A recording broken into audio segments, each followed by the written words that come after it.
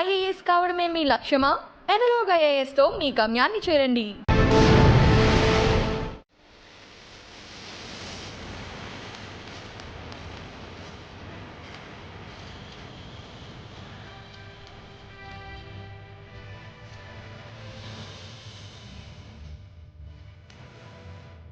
So 98లో మీరు ప్రొఫెషన్లోకి వచ్చారు. వచ్చిన తర్వాత ఎక్కడెక్కడ పనిచేశారు? మీకు బాగా గుర్తుండిపోయిన కేసులు ఏంటి? ఎయిర్గుట్ట దగ్గర మోరల్ కేసెస్ ఎక్కువ ఆ ఉన్నాయి. గుట్ట కింద విలేజ్ ఎక్కువ ఉంటుంది. అక్కడే ఉంది.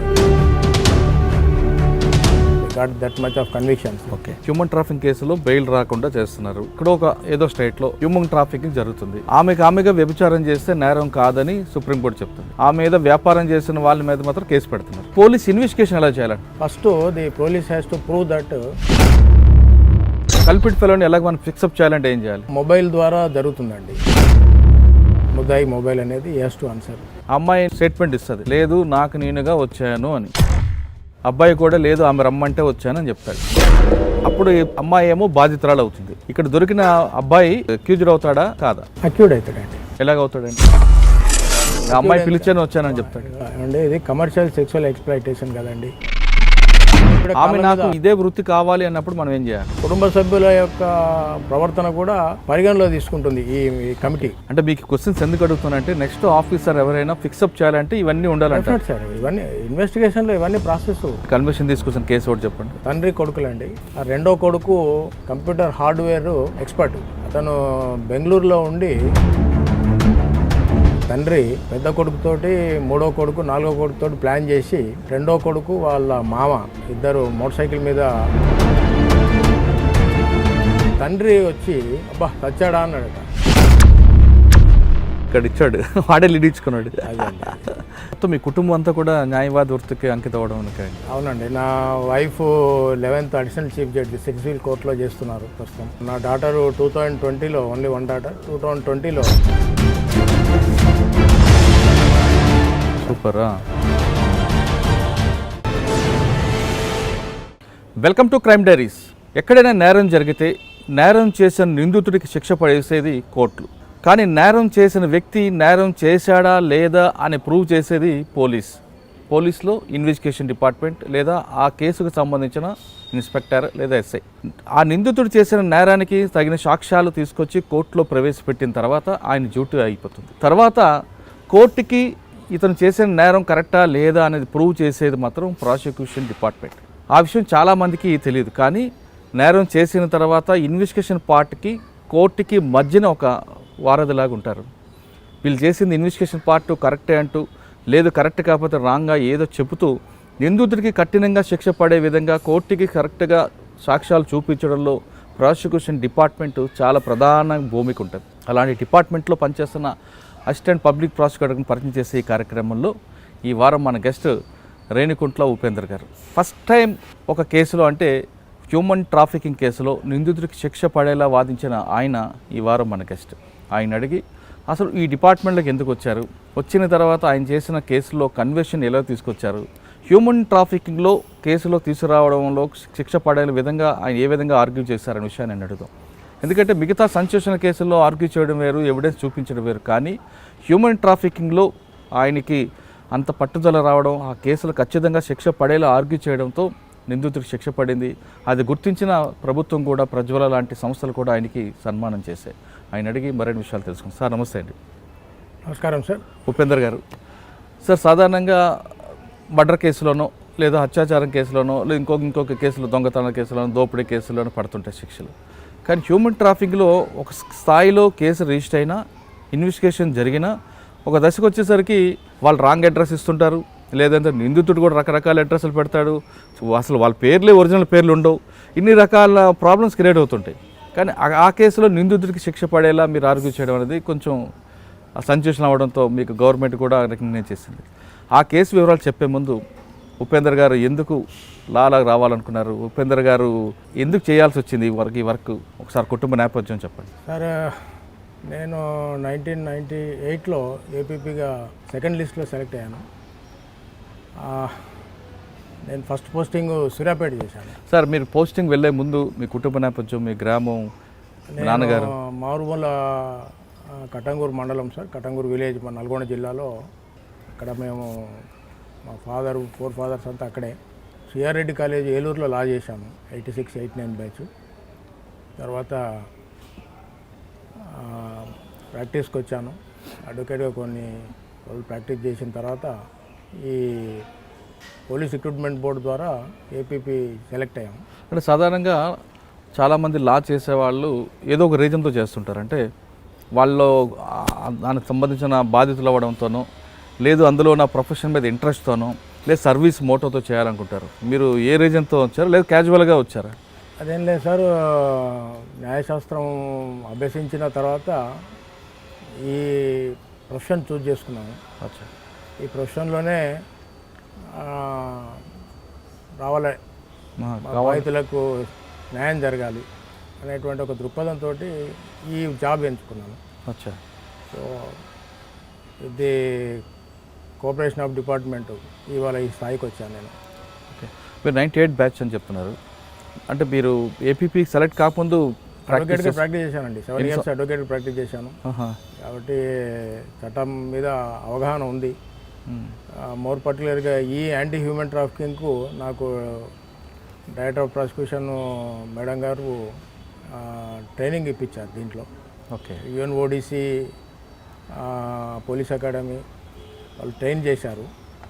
సో మా డైరెక్టర్ మేడం గారు చెప్పేది ఏంటంటే బాధితురాలకి న్యాయం జరగాలి, విక్టిమ్. బికాజ్ దీంట్లో ఏం సార్ అంటే అంటే మనం ఆ కేసు గురించి మాట్లాడే ముందు 98లో మీరు ప్రొఫెషన్లోకి వచ్చారు. వచ్చిన తర్వాత ఎక్కడెక్కడ పనిచేస్తారు, మీకు బాగా గుర్తుండిపోయిన కేసులు ఏంటి? సార్ నేను సూర్యాపేటలో పనిచేశానండి. తర్వాత దేవరకొండ, మిర్యాలగూడ, భువనగిరి పనిచేశాను. నల్గొండ జిల్లా, ఎర్స్ట్వేల్ నల్గొండ జిల్లాలో. భువనగిరిలో పనిచేసినప్పుడు మీకు అందరికీ తెలిసిందే, మన యాయర్గుట్ట దగ్గర ఈ ఇమ్మోరల్ ట్రాఫిక్ యాక్ట్ ఎక్కువ ఉండేది. ఇమ్మోరల్ కేసెస్ ఎక్కువ ఉండేది. గుట్ట కింద విలేజ్ ఎక్కువ అక్కడ ఉండేది. అప్పుడే కొత్తగా రాచకొండ కమిషనరేట్ ఏర్పడ్డది. మన Mahesh Bhagwat sir commissioner of పోలీస్గా అప్పుడే అక్కడ రాచకొండ కమిషనరేట్కి అపాయింట్ అయ్యారు. సో ఇప్పటికీ వారే అక్కడ రాచకొండ కమిషనరేట్లో ఉన్నారు sir. Is my inspiration. Sir eradication of prostitution అనేది అక్కడ జరగకూడదు. Because it's a temple town. Yadagirigutta is a temple town. ఈ సందర్భంగా మనం గుర్తు చేసుకోవాల్సిందే, శ్రీనివాసాచారి అని ఫస్ట్ ఏసీపీ అక్కడే, యాయర్గుట్ట ఏసీపీ. మహేష్ భగవత్ గారి సూపర్విజన్లో ఈ శ్రీనివాసాచారి గారు ఫీల్డ్ ఆఫీసర్ వారు. నేను కోర్టులో ప్రాసిక్యూటర్ని. సో మా అంతా సమిష్టి కృషి. ఇక్కడ బెయిల్ తొందరగా రాకపోయేది. ఆ ముద్దాయిలు ఎవరైనా రిమాండ్ అయితే బెయిల్ తొందరగా రాకపోయేది. బాగా టఫ్గా కోర్టులో ఫైట్ చేసేది లీగల్గా. ఇదంతా కూడా లీగల్ ప్రాసెస్. మనము రకరకాల జడ్జిమెంట్స్ను కోట్ చేసుకుంటూ బెయిల్ రాకుండా ప్రయత్నం చేసేది. సో ఒక మెసేజ్ వాళ్ళకు అక్కడ ఆ ప్రొఫెషన్లో ఉన్న ఒక వ్యక్తులకు ఒక మెసేజ్ పాస్ అయింది త్రూ పోలీస్ ద్వారా. ఈ కేసులలో అరెస్ట్ అయితే తొందరగా బెయిల్ రాదు, కనీసం 1 నెల రోజుల వరకు లోపలనే ఉంటారు. తర్వాత నెక్స్ట్ టైం ఏం చేసాం సార్ అంటే, ఒక ప్రాసెస్ ప్రకారం అక్కడ కన్విక్షన్ రేట్ పెంచాం ఈ కేసెస్లలో. సాధారణంగా ఈ కేసెస్లలో విక్టిమ్స్ పట్టాన రారు, ముందరికి రారు to give the evidence before the court against the culprits. So వాళ్ళల్లో మనం ఏం చేసామంటే నూతన ఉత్తేజాన్ని నింపాం. అంటే రీహాబిలిటేషన్ ఉంది. ఇక్కడ మన సునీత కృష్ణన్ మేడం గారిని ఆవిడ చేసినటువంటి కృషి మీకు అందరికి తెలిసిందే. అట్ ద సేమ్ టైము ఆవిడతో డైరెక్ట్ ఇంటరాక్ట్ అయ్యాము. అంటే రీహాబిలిటేషన్ ఉంటే వీళ్ళల్లో ఒక మార్పు వస్తుంది, ధైర్యంగా ముందరికి వచ్చేసి వాళ్ళకి జరిగిన అన్యాయాన్ని చెప్పగలుగుతారనేటువంటి ఒక నమ్మకాన్ని వాళ్ళలో పెంచాము. సో అట్లా వాళ్ళలో కూడా ఒక అంటే నథింగ్ బట్ మనం ఏంటంటే వాళ్ళు ఒక విధంగా దెబ్బతిన్నటువంటి వ్యక్తులు సమాజంలో. బట్ ఒకసారి మనం నమ్మకాన్ని పెంపొందించిన తర్వాత డెఫినెట్గా they will come forward and they deposed against the ఎవరైతే కల్ప్రిట్స్ ఉన్నారో నిందితులు, వాళ్ళకు అగెన్స్ట్గా చెప్పారు. అక్కడ బాగా శిక్షలు పడ్డాయి. సో అక్కడి నుంచి ఏమైపోయిందంటే అక్కడి నుంచి వెళ్ళిపోయారు వాళ్ళు, ఎవరు లేరు ఇప్పుడు మనకి. అవును. Now it is Yadagirigutta is only temple town. అవును. Now it is total eradicated. It is only the Mahesh Bhagwat garu, మా డైరెక్టర్ మేడం వైజయంతి మేడం, తర్వాత సునీతా కృష్ణన్ గారు, మా ఏసీపీ శ్రీనివాసాచారి గారు. దీనికి జడ్జెస్ కూడా మనం లీగల్ సైడ్లో వాళ్ళను కోర్టులో మెప్పించాం మనం. అచ్చా. So we got that much of convictions. Okay sir, ఇప్పుడు మీ కేసుల్లో హ్యూమన్ ట్రాఫింగ్ కేసులో బెయిల్ రాకుండా చేస్తున్నారు. ఖచ్చితంగా వాడు 90 రోజులు జైల్లో ఉండాల్సిందే. బెయిల్ తర్వాత వచ్చిందో ఆర్గ్యూ చేయడం, వానికి శిక్ష పడేలా చేస్తున్నారు. అంటే మీ యూనిట్ అంటే మహేష్ భగవత్ గారు కానీ, ఏసీపీ గారు కానీ, మీరు కానీ, మీ మేడం గారు అందరు కలిపి ఒక టీం వర్క్ అది. మిగతా స్టేట్లో కానీ మిగతా డిస్ట్రిక్ట్లో కూడా ఇదే టీం వర్క్ రావాలంటే పోలీస్ ఇన్వెస్టిగేషన్ ఒక పీటా కేసులో కానీ ఒక హ్యూమన్ ట్రాఫింగ్ కేసులో కానీ ఎలా ఇన్వెస్టిగేషన్ చేసుకురావాలి, ఎవిడెన్స్ ఏ విధంగా కలెక్ట్ చేసుకురావాలి? సార్ ఇప్పుడు మా మేడం, డైరెక్టర్ మేడం గారు ఫ్రీక్వెంట్గా ఈ పిటా యాక్ట్కి సంబంధించి మనకి సిటీలో, హైదరాబాద్ సిటీలో 4 ఎంఎస్జే కోర్టులు ఉన్నాయండి. 4 ఎంఎస్జే కోర్టులో 6th ఎంఎస్జే నేను చేస్తున్నటువంటి Secunderabad 6th metropolitan session judge court ఒకటి, అలాగే నాంపల్లిలో ఇంకొక 3 ఎంఎస్జే కోర్టులు ఉన్నాయి. సో మా డైరెక్టర్ మేడం గారు, తర్వాత మా అడిషనల్ డిఓపి సారు సురేందర్ గారు, తర్వాత ఇప్పుడు వచ్చిన జాయింట్ డైరెక్టరు సాంబశివరెడ్డి గారు, ఈ ఫ్రీక్వెంట్గా మాకు మీటింగ్స్ పెట్టి ఎలా మనం ఓవర్కమ్ కావాలి అంటే లా అనేది ఎప్పటికీ అప్డేట్ అవుతుంటుంది. రూలింగ్స్ అనేవి హైకోర్టు రూలింగ్స్, సుప్రీంకోర్టు రూలింగ్స్ ప్రాతిపదికన మనం కోర్టులలో ఆర్గ్యుమెంట్ చేస్తుంటాం. అది ఓకే. మీరు భువనగిరిలో మీకు బాగా గుర్తుండిపోయి కన్వర్షన్ రేట్ పెంచారని చెప్తున్నారు కదా. అంటే నేను జనరల్ క్వశ్చన్ అడుగుతున్నా, మిగతా వాళ్ళు అంటే మిగతా ఆఫీసర్లు ఇప్పుడు ఎక్కడో ఒక ఏదో స్టేట్లో, తెలుగు స్టేట్లో ఎక్కడో ఇంకో దగ్గర హ్యూమన్ ట్రాఫికింగ్ జరుగుతుంది, ఆమెగా వ్యభిచారం చేస్తే నేరం కాదని సుప్రీంకోర్టు చెప్తుంది. కానీ ఆర్గనైజ్డ్ క్రైమ్ జరుగుతుంటే అమ్మాయిని పెట్టి వ్యభిచారం చేస్తే వాళ్ళ మీద అంటే ఆమెని విక్టింగ్గా పరిగణిస్తాం, ఆమె మీద వ్యాపారం చేసిన వాళ్ళ మీద మాత్రం కేసు పెడుతున్నారు. కరెక్టే కదా? వాళ్ళు అటువంటి వేరే ఊర్లో అటువంటి సంఘటనలు జరిగినప్పుడు పోలీస్ ఇన్వెస్టిగేషన్ ఏ విధంగా చేస్తే ఇప్పుడు మీరు కన్విక్షన్ ఎలా తీసుకొచ్చారో అలా పడుతుందా? డెఫినెట్లీ సార్, మా దగ్గర ప్రాసిక్యూటర్స్ అయితే అందరూ కూడా వెల్ ట్రైన్డ్. మా డైరెక్టర్ మేడం గారి సూపర్విజన్లో అందరం వెల్ ట్రైన్డ్ ఉన్నాం. అంటే మీ వరకు కాకుండా జనరల్ పోలీస్ ఇన్వెస్టిగేషన్ ఎలా చేయాలంటున్నా సార్? పోలీస్ ఇన్వెస్టిగేషన్లో సార్ ఈ కేసెస్లలో ఈ ఇమ్మోరల్ ట్రాఫిక్ ప్రివెన్షన్ యాక్ట్లో ది ఇన్స్పెక్టర్ కంటే అబోవ్ ర్యాంక్ అంతా కూడా స్పెషల్ పోలీస్ ఆఫీసర్స్. ఆల్రెడీ మనకు ఏపీ గవర్నమెంట్లో మనం అందరం ఉన్నప్పుడు ఒక జీవోఎంఎస్ నెంబర్ 475 1991లో ఒకటి జీవో ఇష్యూ చేశారు గవర్నమెంట్ వారు. దాని ప్రకారంగా all the inspectors and above cadre అంతా special police officers. First the police has to prove that they are the special police officer under this act authorised by the state government. First అది prove చేసుకోవాలి. రెండోది ఏం sir అంటే ఇన్వెస్టిగేషన్లో ఒక ride జరిగినప్పుడు ఒక లేడీ పంచ్ ఉండాలి. One of the mediator should be A lady. తర్వాత ఇమ్మీడియట్గా అక్కడ విక్టిమ్స్ అమ్మాయిలు దొరికినప్పుడు వాళ్ళను ఇమ్మీడియట్గా హాస్పిటల్ పంపించాలి. These all are the investigation process. All the police officers will aware. ఎందుకంటే పోలీస్ అకాడమీ అందరినీ, పోలీస్ ఆఫీసర్స్ని, ప్రాసిక్యూటర్స్ని అందరినీ వెల్ ట్రైన్డ్. అంటే ఆ సంఘటన జరిగినప్పుడు బాధితురాలని హాస్పిటల్ పంపించాలి.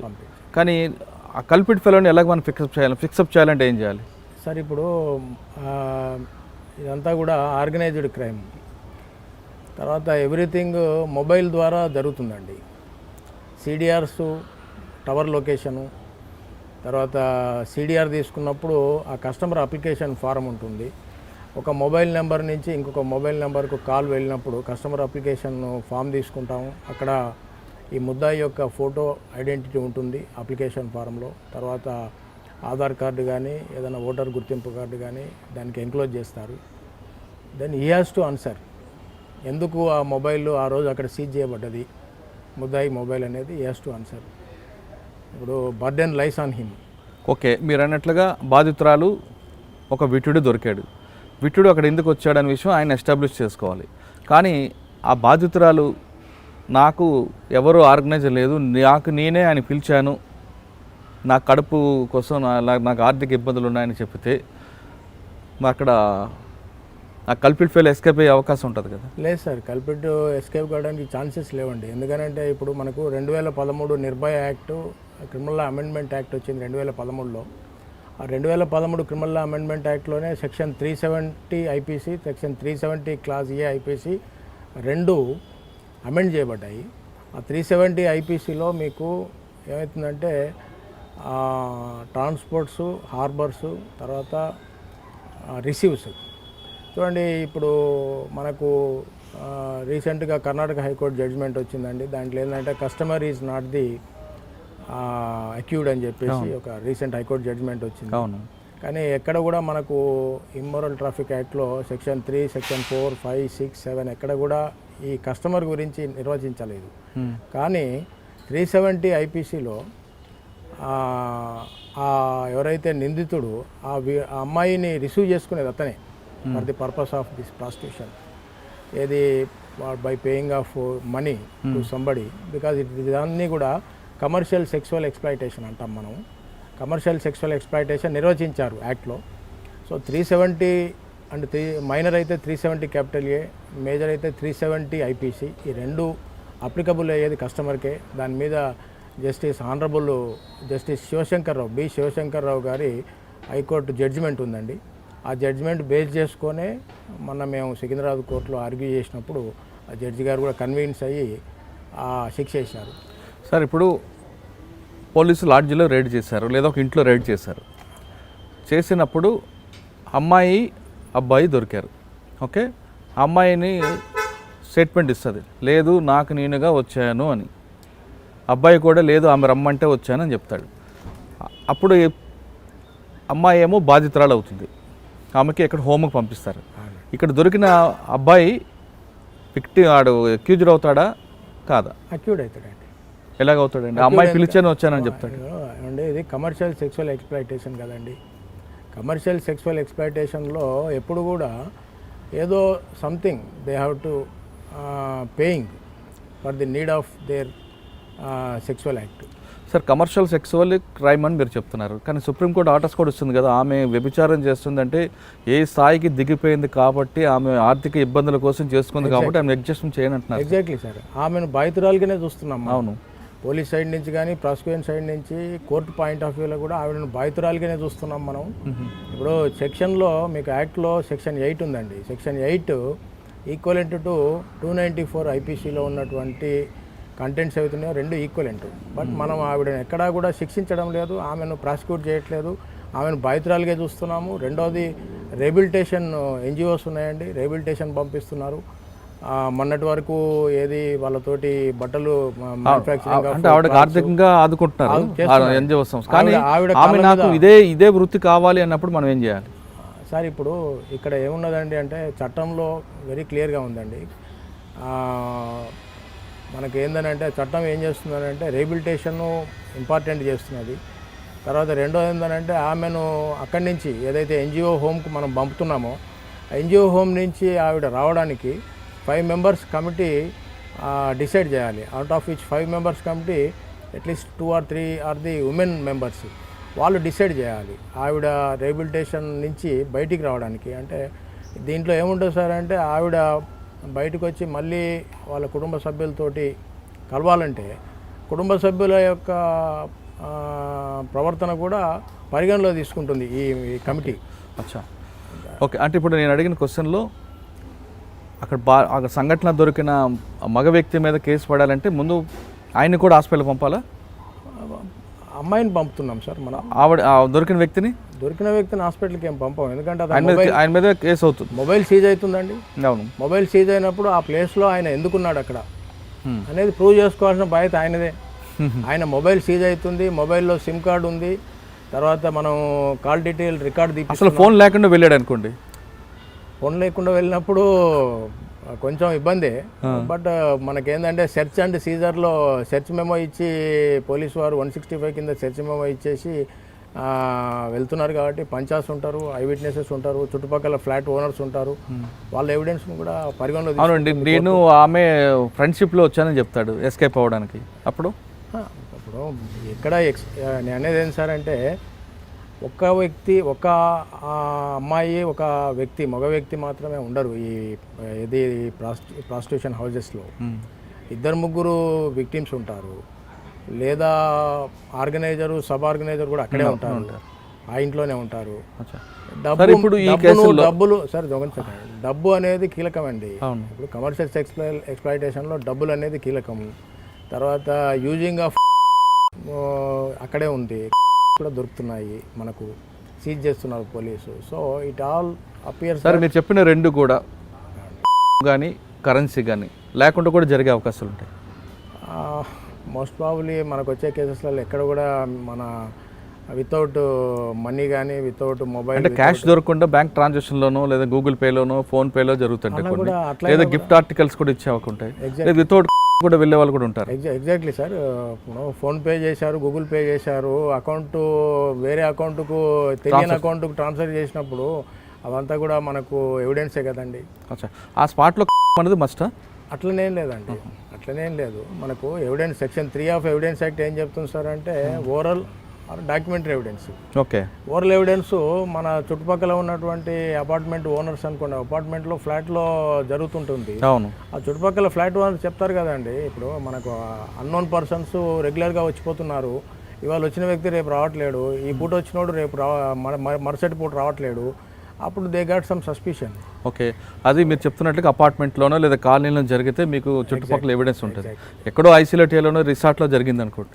రిసార్ట్స్ అయినా కూడా సార్ సీసీటీవీ ఫుటేజ్ ఉన్నాయి కదండి, సీసీటీవీ ఫుటేజ్ ఆర్ దేర్. అంటే మీకు క్వశ్చన్స్ ఎందుకు అడుగుతున్నానంటే నెక్స్ట్ ఆఫీసర్ ఎవరైనా ఫిక్సప్ చేయాలంటే ఇవన్నీ ఉండాలంటే సార్, ఇవన్నీ ఇన్వెస్టిగేషన్లో ఇవన్నీ ప్రాసెస్. ప్రతి ఏదో జనరల్గా పోలీసు వెళ్ళడం, రైడ్ చేయడం, వాళ్ళు తీసుకోవడం, హోమ్లో పెట్టడం, వాడిని పంపించడం అవుతుంటాయి కదా సార్. ఇక చిన్న మై కంటెన్షన్ సార్, మా డైరెక్టర్ మేడం గారు ఈ కేసెస్ ప్రూవ్ చేయాలంటే ఏం చెప్తారంటే ఫస్ట్ మనము what is the merits, dos don'ts. ఓహో. సో డూస్లో మనకు ఎంతవరకు ఉన్నది, మనకు ఎంతవరకు మనం చేయగలుగుతున్నాం, డోంట్స్లో ఎన్ని మనకు ఇంకా ఓవర్కమ్ కావాలి. సో దాన్ని ఎస్టాబ్లిష్ చేస్తుంటాం మనం. సో మా యొక్క గోల్ ఏందనంటే, మా డైరెక్టర్ మేడం చెప్పిన గోల్ ఏందనంటే either hook or crook we have to get the conviction. దానివల్ల ఏమవుతుందంటే సమాజంలో ఒక మెసేజ్ పోతుంది. అవును. So commercial sexual exploitation message పోతుంది ఒకటి. రెండోది హైదరాబాద్ను క్లీన్ సిటీ చేయాలనేది మా మేడం గారి ఆలోచన. అయితే కన్విక్షన్ రావాలి, లేదంటే సార్ కన్విక్షన్ మోటివ్లే వెళ్తాం. సరే ఒక్కోసారి ఏమవుతుందంటే జయాపజయాలు దైవాధీనం అని మనం ఎంతో ప్రయత్నం చేస్తాం, మన ప్రయత్నం చేసిన కొన్ని మిస్ అవుతాము, but anyhow we will succeed it. Sir మీరు భువనగిరిలో మీకు బాగా మెమొరబుల్గా ఉండిపోయింది. తర్వాత అండి సార్ భువనగిరి తర్వాత నేను ఖమ్మం వెళ్ళిపోయాను సార్. ఖమ్మం ప్రమోషన్ మీద HNPP గ్రేడ్ 2 ఖమ్మం వెళ్ళాను. అక్కడే ఉన్నాయి మీకు బాగా గుర్తుంది. ఖమ్మంలో సబ్ కోర్టు అంటే అసిస్టెంట్ సెషన్స్ కోర్ట్ పోస్టింగ్ నాది. ఒక 6 months తర్వాత అక్కడ ఉన్నటువంటి పబ్లిక్ ప్రాసిక్యూటరు ఎస్కే రామారావు గారు రిటైర్ అయిపోయారు. రిటైర్ అయిపోయిన తర్వాత మా మేడం గారు అక్కడే నాకు అడిషనల్ ఛార్జెస్ ఇచ్చారు. నేను ప్రిన్సిపల్ డిస్ట్రిక్ట్ సెషన్స్ కోర్టుకు ఇన్ఛార్జ్ పబ్లిక్ ప్రాసిక్యూటర్ చేశాను ఒక 6 months. తర్వాత 2.5 years sir, sorry 2.5 years I worked there as incharge public prosecutor for district court. అక్కడే incharge SC/ST court incharge special public prosecutor చేశాను.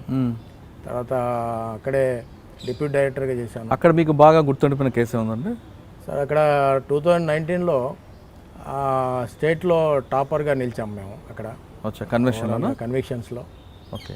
అంటే అక్కడ మీకు మంచి టఫ్ ఇచ్చిన డిఫెన్స్ ఉన్నా కూడా మీరు కన్విక్షన్ తీసుకొచ్చిన కేసు ఒకటి చెప్పండి సార్. ఒక కేసులో సార్ తండ్రి కొడుకులండి. తండ్రి రెండో కొడుకు కంప్యూటర్ అంటే కంప్యూటర్ సాఫ్ట్వేర్లో అదేదో కంప్యూటర్ హార్డ్వేర్ ఎక్స్పర్టు. అతను బెంగళూరులో ఉండి బాగా ఆ హార్డ్వేర్కి సంబంధించినటువంటి చేసి బాగా డబ్బు సంపాదించి ఇక్కడ తండ్రికి పంపిస్తాడు. తండ్రి ఖమ్మంలో ఇల్లు కొంటాడు, ల్యాండ్స్ కొంటాడు. తర్వాత some family disputes are there in between themselves. So he planned, తండ్రి పెద్ద కొడుకుతోటి, మూడో కొడుకు, నాలుగో కొడుకుతోటి ప్లాన్ చేసి రెండో కొడుకు వాళ్ళ మామ ఇద్దరు మోటార్ సైకిల్ మీద ముదిగొండ నుంచి వాళ్ళ విలేజ్కి వెళ్తుంటే వెనక నుంచి ఒక లారీని ఢీ కొట్టినట్టు ఇటు క్రియేట్ చేశారు. అది ఫస్ట్ రోడ్ యాక్సిడెంట్గా క్రియేట్ చేశారు. తర్వాత it becomes later on it becomes as a murder. 304 302 వచ్చింది. 304A 304N 302 వచ్చింది. ఆ అంటే ఇన్వెస్టిగేషన్ 304A 302 రావడానికి ఎవరికి డౌట్ వచ్చిందండి? ఇప్పుడు ఇన్వెస్టిగేషన్ ఆఫీసరు మామూలుగా ఫస్ట్ అది రొటీన్గా 304A అని అనుకున్నారు. ఈ తండ్రి వచ్చి అబ్బా చచ్చాడా అన్నాడట.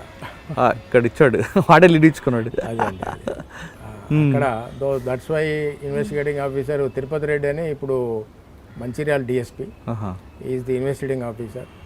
ఒక పట్టాన వదిలే టైప్ కాదు, ఇన్వెస్టిగేషన్ అద్భుతంగా చేశాడు.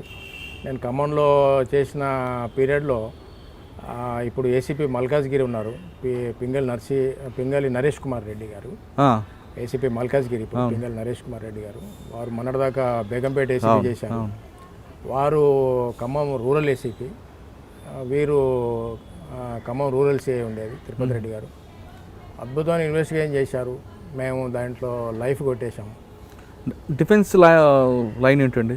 ఏమండి డిఫెన్స్ ఏ లైన్ తీసుకున్నాడు? డిఫెన్స్ వాళ్ళు తీసుకున్న లైన్ ఏం సార్ అంటే ఎవరైతే రోడ్ యాక్సిడెంట్ చేశారో అది మళ్ళీ రోడ్ యాక్సిడెంటే, మాకు సంబంధం లేదు, రోడ్ యాక్సిడెంట్ను కావాలని 302 కిందికి కుదించారని చెప్పారు. బట్ మోటివ్ ఇక్కడ ఏంటంటే ఆ డబ్బు ఆ అబ్బాయి బెంగళూరు నుంచి ఇతనికి ఆన్లైన్ చేశాడు, ట్రాన్స్ఫర్ చేశాడు. అవి ఫ్రీక్వెంట్ డేట్స్ ఉన్నాయి ఆన్లైన్ ట్రాన్స్ఫర్ చేసినట్టు.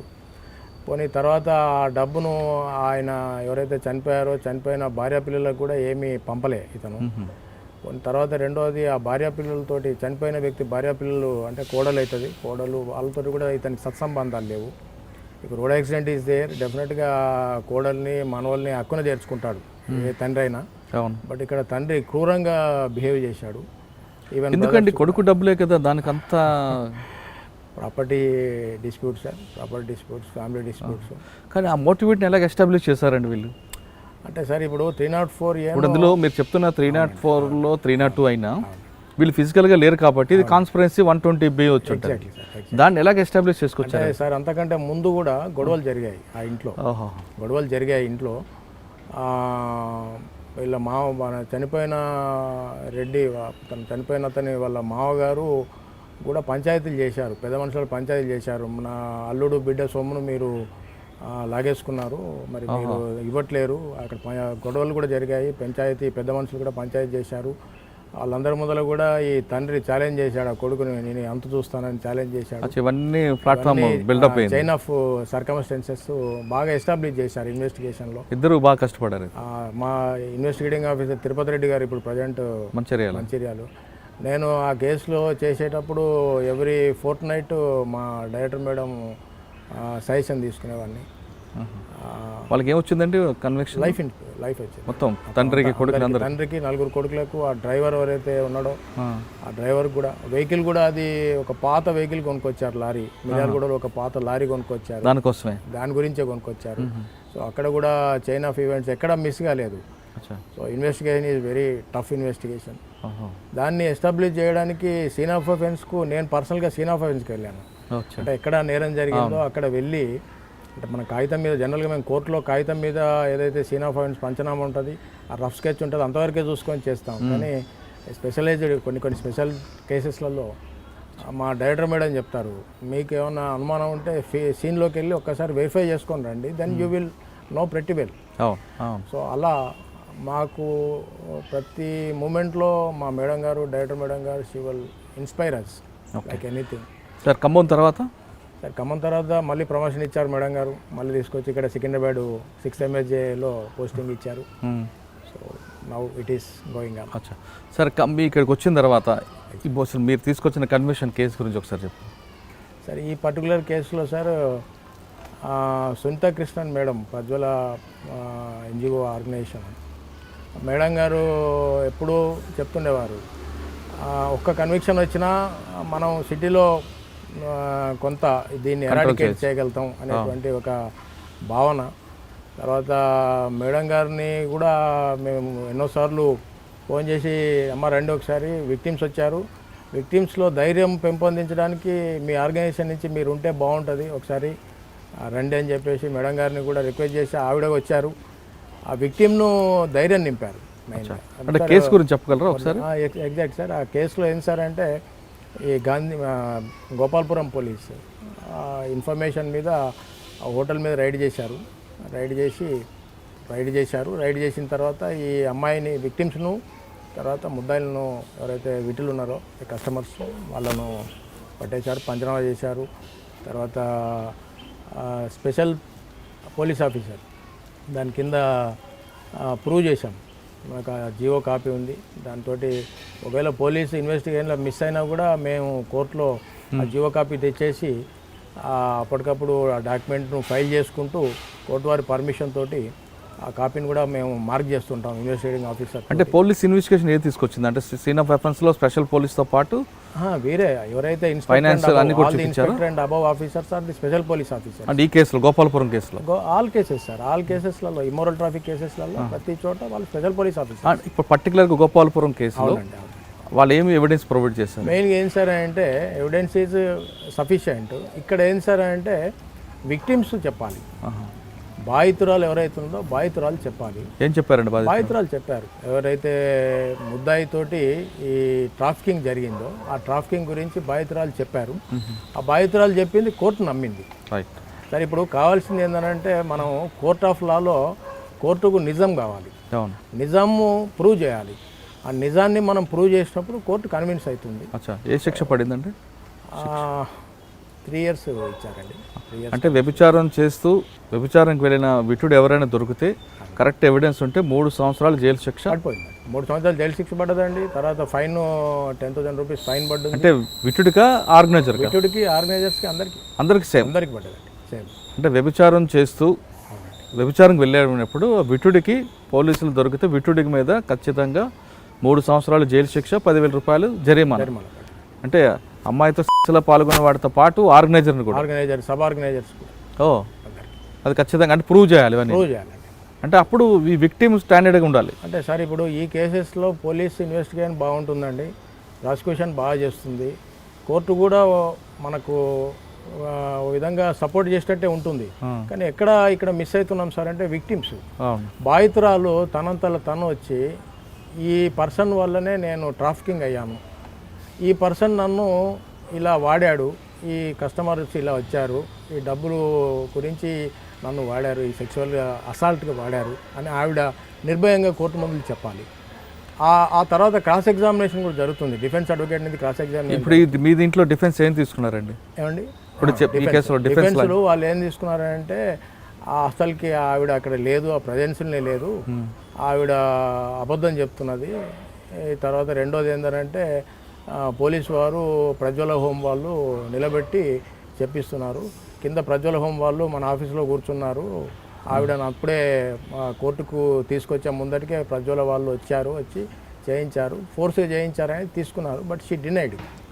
ఆవిడ నాకు ప్రజ్వల వాళ్ళు అక్కడెక్కడో మాకు రిహాబిలిటేషన్ ఇచ్చారు, అయిపోయింది అంతే, తర్వాత నేను వెళ్ళిపోయాను, నేను ఇప్పుడు ఈ వృత్తిలో లేను నేను, వాళ్ళు ఇచ్చినటువంటి ధైర్యంతో నేను సమాజంలో ఒక గౌరవంగా బతుకుతున్నాను. సార్, ఇప్పుడు మీరు చెప్పిన హ్యూమన్ ట్రాఫికింగ్ కేసు కాకుండా కొన్నిసార్లు కొన్ని ఘటనల్లో ఆమె ఆర్గనైజర్ క్రైమ్గానే వస్తారు మీరు చెప్పిన క్లయింట్లకి. మీరు చెప్పిన పర్టికులర్ కేసు కాదు, కానీ ఒక్కోసారి రివర్స్ అయిపోయి ఫైనాన్షియల్ డిస్ప్యూట్ వచ్చినప్పుడు పోలీసులు రైడ్ కాకుండానే నన్ను రేప్ చేశాడని ఆమె కంప్లైంట్ ఇచ్చింది అనుకోండి. ఇప్పుడు మనకు సుప్రీంకోర్టు జడ్జిమెంట్స్ కూడా వచ్చాయండి. అంటే ఆవిడ విల్లింగ్గానే వస్తారు, వచ్చిన తర్వాత ఫైనాన్షియల్ ఇష్యూలో ఎక్కడో చిన్న క్లాష్ వస్తుంది, రాగానే ఆవిడ ఆయన మీద నన్ను రేప్ చేశాడు, బలవంతంగా మా ఇంట్లోకి వచ్చాడనో, లేదు నన్ను పిలిచాడు మాట్లాడదామని, నాతో ఫ్రెండే కదని వచ్చాను కానీ నన్ను రేప్ చేశాడు. కానీ దీని బ్యాక్ సైడ్ స్టోరీ మాత్రం ఫైనాన్షియల్ డిస్ప్యూట్స్ ఉంటాయి. అక్కడ క్లాష్ వచ్చినప్పుడు ఈ టాపిక్ లేదా 376 పెట్టారనుకోండి. ఎగ్జాక్ట్ అండి. ఇప్పుడు ఎవరైతే నిందితుడు ఉన్నాడో అట్లాంటి కేసెస్లో నిందితుడు ప్రూవ్ చేసుకోవాలి ఏమని అంటే రేప్ అనేది జరగలేదు. తర్వాత రెండోది ఏంటంటే there is a financial disputes are there among us them. Supreme court judgement ఉందండి, అట్లా తప్పుడు ఆరోపణ చేస్తే ఒకవేళ అది నిజమని తేలితే ఆ అమ్మాయికి ఎవరైతే విక్టిమ్ ఉందో ఆ అమ్మాయికి కూడా ఈక్వల్ టు లా బిఫోర్ అందరం ఈక్వలే కదండి.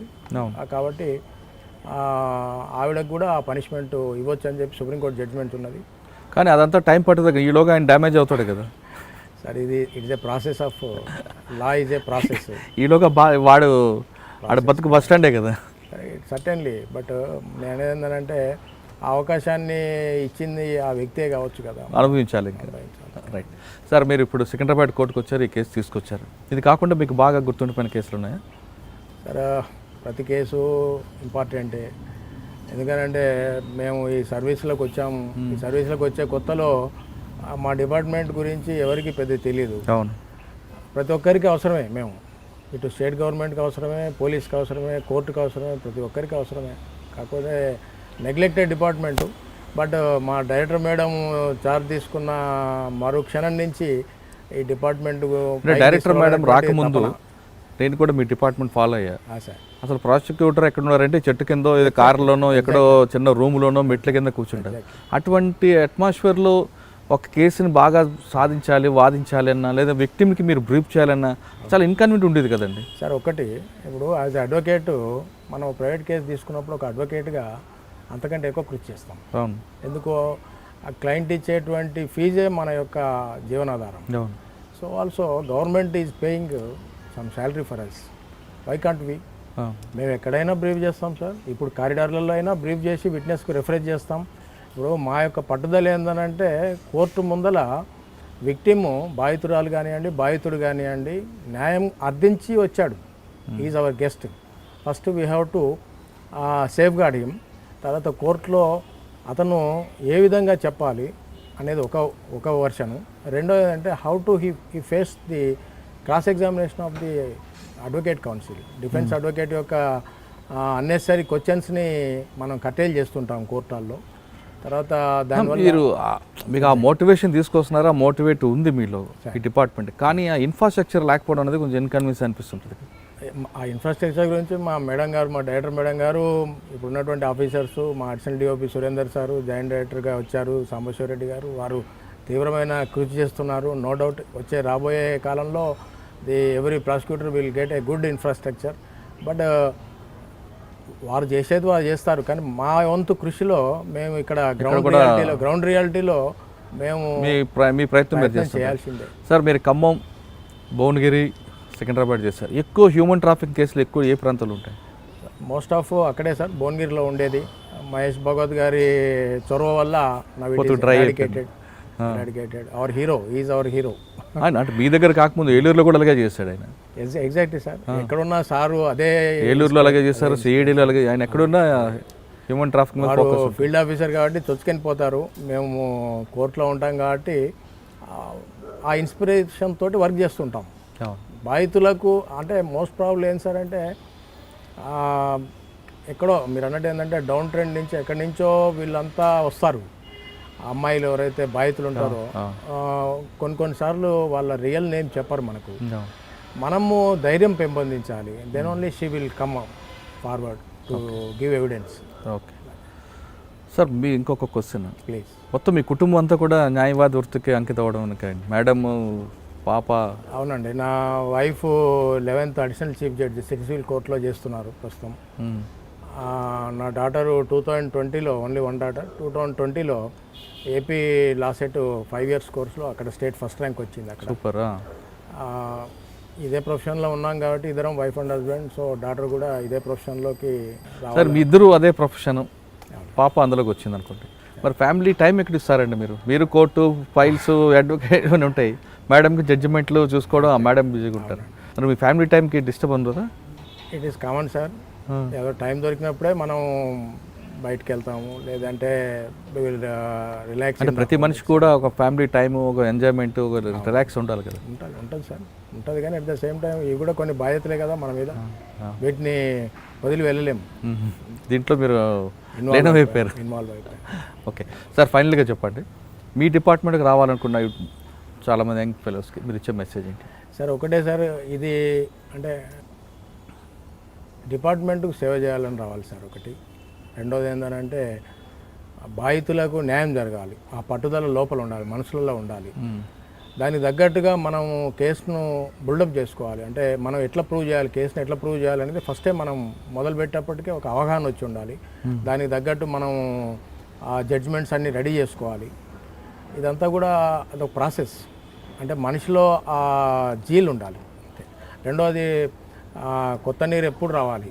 కాబట్టి అడ్వకేట్స్ ఎవరైతే ఉన్నారో వాళ్ళంతా కూడా 3 years స్టాండింగ్ తోటి పోలీస్ రిక్రూట్మెంట్ బోర్డు ద్వారా సెలెక్ట్ అవుతారు. అంటే ఈ న్యాయాన్ని నమ్ముకొని కోర్టుకు వస్తారు. సో మనం కోర్టులో ప్రూవ్ చేయాలి, కేసు ప్రూవ్ చేయాలి. కోర్టు ఎప్పుడు నిజాన్ని నమ్ముతుంది. ఒక్క చోట ఎక్కడైనా అనుమానం వచ్చిందో అది బెనిఫిట్ ఆఫ్ డౌట్ కింద ముద్దాయికి వెళ్ళిపోతుంది. కాబట్టి ఆ డౌట్ను కూడా రానియకుండా మనం చేయాలి. ఓకే సార్, ఇంకొక క్వశ్చన్ అండి. మీరు చేసిన భువనగిరి కేసులో కానీ లేదా ఖమ్మంలో జరిగిన కేసులు ఎక్కువగా మీరు హ్యూమన్ ట్రాఫిక్ మీద ఎక్కువగా ఫోకస్ ఉంది. అందుకని మీకు ఆ కసి కనిపిస్తుంది. మీరు మంచిగా మీ investigation part, police investigation part కరెక్ట్గా ఉన్నా, మీరు తీసుకున్న లైన్ కరెక్ట్గా ఉన్నా, కన్వెన్షన్ రాకుండా ఫెయిల్ అయిపోయిన కేసు ఏమైనా ఉందా? అరే ఇందులో ఖచ్చితంగా కన్వెన్షన్ వస్తుంది అని మీరు అనుకుంటారు హ్యూమన్ ట్రాఫిక్, కానీ ఫెయిల్ అయింది సార్. ఇక్కడ ఫెయిల్ అవ్వడం అంటే సార్ అంటే ఒక కేసు అయినా చెప్పగలరు? బాధితులు రాకపోవడం సార్. ఇప్పుడు ఏమవుతుంది సార్ అంటే మనకి ఇక్కడ హైదరాబాద్లో జరిగే ఇన్సిడెంట్స్లలో most of the victim girls sir అంతా కూడా వెస్ట్ బెంగాల్ నుంచి ఉన్నారండి. వెస్ట్ బెంగాల్ సార్ అక్కడ నాకు ఒక డౌట్ అండి. పోలీస్ స్టేషన్లో వాళ్ళ స్పాట్లో దొరికినప్పుడు వాళ్ళ పేర్లే వేరేగా ఉంటాయి కదా, ఇక్కడ మీరు ఐడెంటిఫై చేస్తారు ఇక్కడ? అంటే సార్ ఇప్పుడు ఆధార్ కార్డ్స్ అయితే ఉన్నాయి సార్, అవి కూడా ఫేక్ వస్తున్నాయి కదా. అదేనండి ఇప్పుడు ఇన్వెస్టిగేషన్ ప్రాసెస్ అదంతా మనం చాలా మంది అసలు ఏజ్ అన్ని రాంగ్ ఇస్తారు కదా. చెప్తారు ఇన్వెస్టిగేషన్. కొంతమంది హోమ్ నుంచి పారిపోతుంటారు. అంటే కరెక్ట్గా మన అంటే విక్టిమ్ చెప్తేనే మనకు గ్యారంటీ అండి. విక్టిమ్ చెప్పాలి. అంటే విక్టిమ్కి ఎక్కువ మోటివేషన్ చేయాలంటే ఇప్పుడు ప్రజ్వల సంస్థలు ఉంటే సునీత కృష్ణ గారు, ప్రజ్వల మేడం గారు, సునీత కృష్ణన్ గారు, ఆమె ఇమ్మర్స్ అయిపోతుంది దాంట్లో. తర్వాత అక్కడ పనిచేసేటువంటి ప్రతి వ్యక్తి కూడా ఒక బాధ్యతగానే డెడికేట్గా చేస్తారు. సో ప్రతి ఒక్కరు కౌన్సిలర్స్ కానివ్వండి, ఒక అడ్వకేట్ కౌన్సిలర్స్ ఉంటారు, వాళ్ళు కూడా వచ్చేస్తారు. ప్రతి ఒక్కరూ ఎరాడికేట్ చేయాలి. అంటే ఏదైనా బాధితులు స్టాండర్డ్గా ఉంటే ఎగ్జాక్ట్లీ సార్ వీళ్ళు సపోర్టింగ్ ఉంటారు. వాళ్ళు డ్రాప్ అయితే వీళ్ళు కూడా ఏం చేయలేము సార్. అంటే బాధితులు స్టాండర్డ్గా ఉండాలంటే వాళ్ళకి కరెక్ట్గా మోటివేషన్ చేయాలండి. మోటివేషన్ బాధితులకు న్యాయం చేయాలంటే నిందితులకు శిక్ష పడ్డం అంటున్నారు ఉపేందర్ గారు. ఈ డిపార్ట్మెంట్కి వచ్చినప్పుడు ఈ డిపార్ట్మెంట్ మీద అభిమానంతోనో గౌరవంతోనో కాకుండా ఒక జిల్లు ఖచ్చితంగా ప్యాషన్గా తీసుకున్న వాళ్ళకి మాత్రం ఖచ్చితంగా ఈ డిపార్ట్మెంట్ రండి, ఇందులో ఉన్న ఎంజాయ్మెంటు, ఇందులో ఉన్న ఆత్మ సంతృప్తి అనేది ఎక్కడ దొరకదంటూ చెప్తున్నారు. ఇది ఈ వారం ఉపేందర్ గారు ఎక్స్క్లూజివ్ ఇంటర్వ్యూ. వచ్చే వారం మరో గెస్ట్తో మళ్ళీ కలుద్దాం. అంతవరకు నమస్కారం. థ్యాంక్ యూ అండి. Thank you very much. మీరు చూస్తున్నారు ఐ డ్రీమ్ న్యూస్ని. Please subscribe. I dreams For more videos, Subscribe. I Dream. Please subscribe for more videos. I dream. I dream. For more videos. Subscribe, I dream. Please subscribe. Subscribe I dream channel. Do subscribe. I dream. I dream ఛానల్ని subscribe చేయండి. Do watch I dream.